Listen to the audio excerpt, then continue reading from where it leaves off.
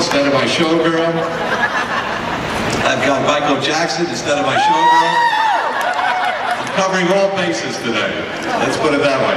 This is going to be a terrific event for downtown Las Vegas. The Fremont Street Experience is really outdoing themselves on this one.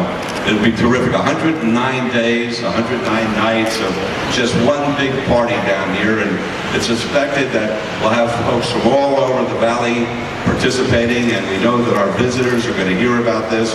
We'll have the hippie bus out there advertising what's taking place with all the psychedelic colors, and I'll be drinking gin, which was produced in 1969, and a lot of gin down here. We're going to have a party. We're going to have a party on Fremont Street. 1969 party, and we're going to have a great time. So I'm looking forward to it. I think it's going to be the best.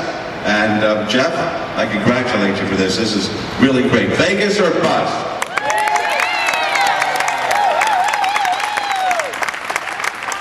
The coolest thing about everything I mentioned, all that nightly entertainment and all those great headliner concerts, you know what? They're absolutely free. Just like love, man. Come on down, get natural, get hip. Now there was one guy that was really there, and I mean in it and making it all happen artistically for us. You may remember a very famous poster, the Summer of '60, or the Endless Summer poster, and then all those great album covers, including the Rolling Stones and the Beatles and about 65 others that I've been able to find. They were all done by a gentleman that stands here, Mr. John Van Hammersveld, a.k.a. The Hammer. And John was in the music and art scene and has rejoined us this year as an official artist.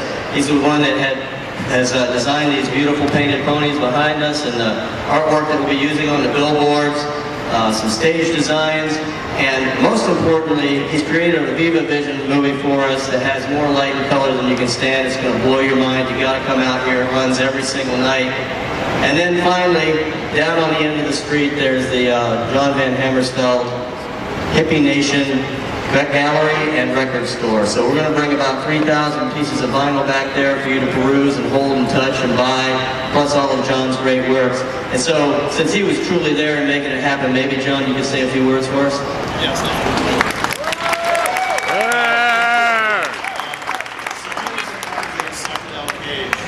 Nice.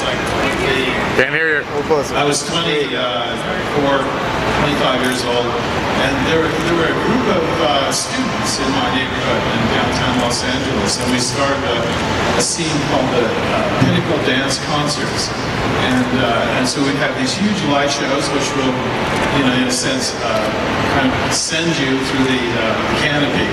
And I did psychedelic posters that went to San Francisco and around the world. So the most interesting part of my work is that recently I decided, on how to solve this problem of how to show the psychedelic 60s. So I put together 4 symbols called the signs of life. And the